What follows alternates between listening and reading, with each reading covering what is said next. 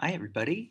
We're going to do an application of polynomials. This is going to be finding the perimeter, I assume, of some kind of polygon uh, for polynomials. So we're going to add them together. And it's going to be Z.5 for Algebra 1. And let's take a look. We're going to take t minus 1 and we're going to add it 4 times. So there's two ways of looking at this. This is supposed to be a square. I know it looks a bit like a rectangle. But um, one of the things you want to keep in mind is that a very common set of steps to follow for any problem that you run into in geometry, in fact, in almost any level of math, is to draw a diagram and to label it, which it's labeled and it's a diagram.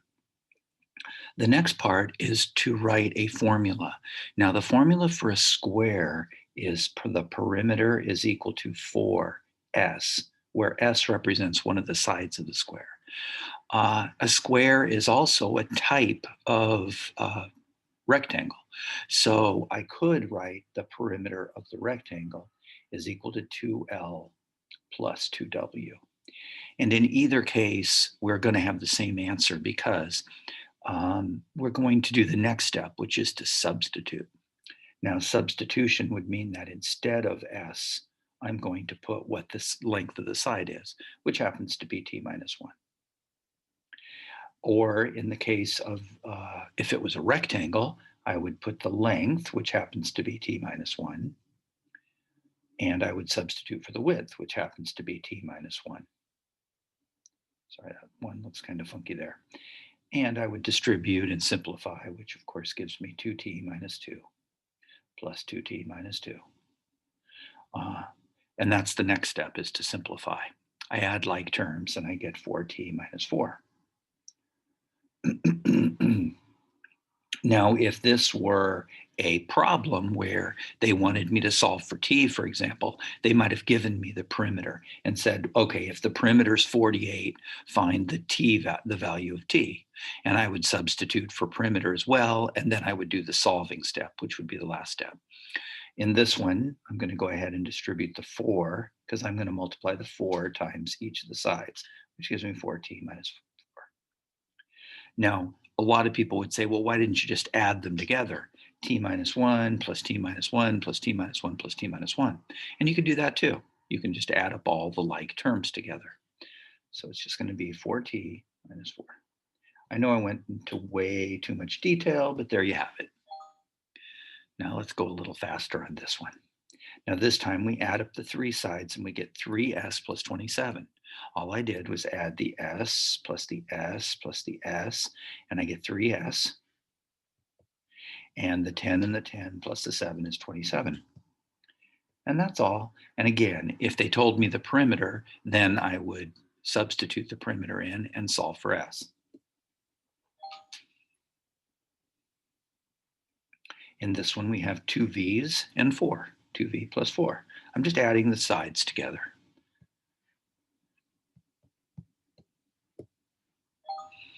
This one should go fairly quickly. This one is 3a, not a cubed. We're not multiplying. An a cubed would look like this, wouldn't it? That would be the volume of this cube, length times width times height, which is a cubed. This is a plus a plus a, which is 3a. That's my perimeter. Different things. This is going to be 4y minus 4. All I did was add the 4y's together and the negative 2's together.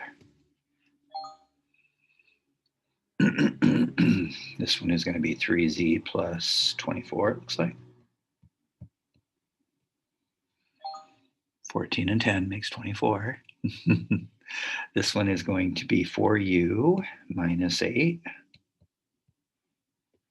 I'm just adding like terms together. That's all. Just adding up all the sides. That's the perimeter.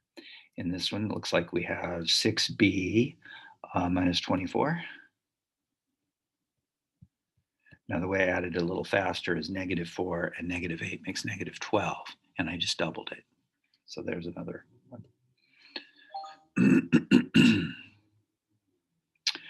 adding up all the sides gives us 26W. And it looks like we have plus 8, huh? Because the -6 and the 10 makes 4, and we have 2 of those, so we have 8 altogether. We're just adding up like terms, that's all. That one's going to be 15x, and we have 2 and 2 makes 4.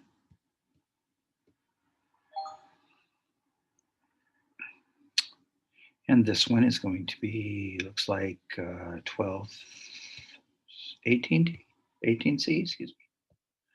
That's 5, 12, 18C, and then we have a -21, huh? Because we have -16 minus -5, which is -21. Looks like we have 24p altogether. I just added the 5 and the 7 and got 12 and then doubled it. And then I have a -1 doubled as -2. That's all.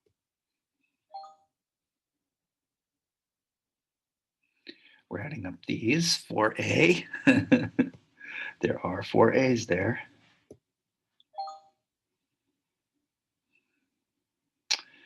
Looks like we have 14t. We have to add the negatives together, so it gives us +6 because we have a +3 doubled.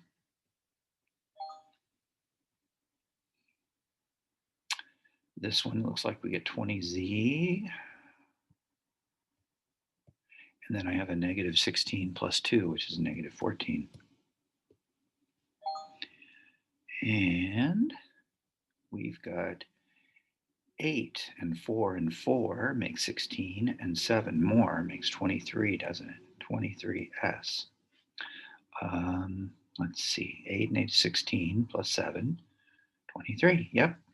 And we have a bunch of negatives there. We have a -9, a -19, but we have a +1, so it's -18. Hopefully don't make a dumb error here. Okay, even though it's weird sized, it doesn't matter. You just add up all the sides. That's all you have to do. 8v and 7v is 15, 16, 25. So we have 25v. What I did was I did a count up. I added the 8v, the v, the 7v, and the 9v by counting up. And there's lots of ways of doing this. Basically, I said 9, 16, and then 25. And then we have a 10, 17, minus 4 is 13. I just added the 10 and the 7 and took away the 4, which is 17. Minus 4 is 13. Okay, so we've got 8, 11x, don't we? And we have 8 and 9 minus 8 is 9 plus 9. The 8 and the -8 cancel out. And we have 2 8s and 2 9s. That's 16 and 18, which is 34. These are z's, by the way. 34z. And then we have a -7 doubled as -14. Trying to make it a little faster for you. I'm sure you all want to get through it and get all your perimeters done. So this is going to be 25u plus 1. Notice I have a +1, a -1, and another +1. This thing is called an isosceles triangle.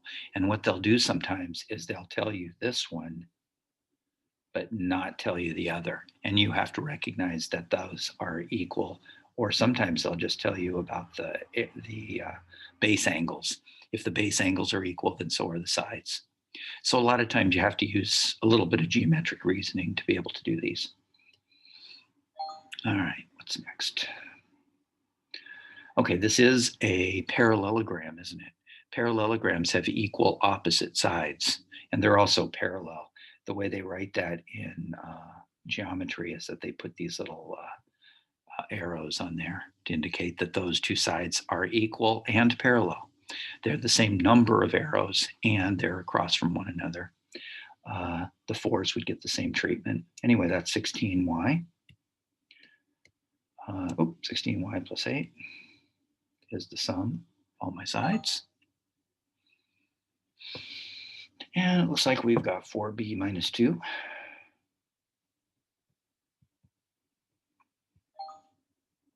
And we have 11 and 10 is 21w. And I have a 9, 13, 12. And I'm going to double check my work. It looks like I have 6 and 7 is 13, makes 21, yeah. And 9 and 4 is 13, minus 1 is 12, yeah. Always good to check every once in a while. All right, we're adding up all the sides. It looks like we have 8 and 8 is 16. 19, 28v. Again, I counted up. Plus 18. I just have 3 6s there. I'm going to add them one more time in a different order. A good idea is to add them in a different order than you did to begin with. That's 11, 28. Yep.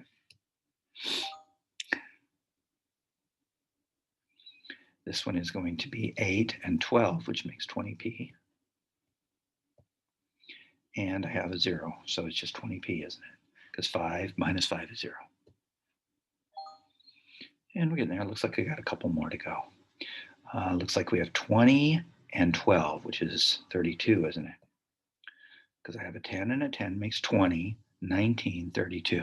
See how I added it in a slightly different order so that I can check it. I have a negative 10, negative 19, but plus 7 makes negative 12. And if I add it in a different order, I would get the 7. That would give me 1, negative 3, and negative 9, which makes negative 12. And it looks like we have one last one, maybe 2. All right, don't forget to add the 3 there, that little tiny 3 there that has to be added in. That's not quite a triangle, is it? We sometimes say this is a truncated triangle where they cut off one of the corners. Anyway, we have 16s.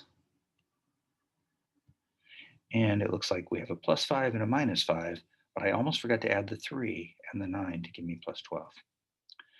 And if I add it in a different order, not that interesting. We've got 10 and 6s, which makes 16s. And we did have another one, last one. So this one is going to be 4z minus 14, isn't it? Because I have a 5 and a 5 is 10, and 2 negative 2s makes negative 14. And it looks like we're done. I hope you'll try yours and get all your perimeters done. So see you back again. Bye-bye.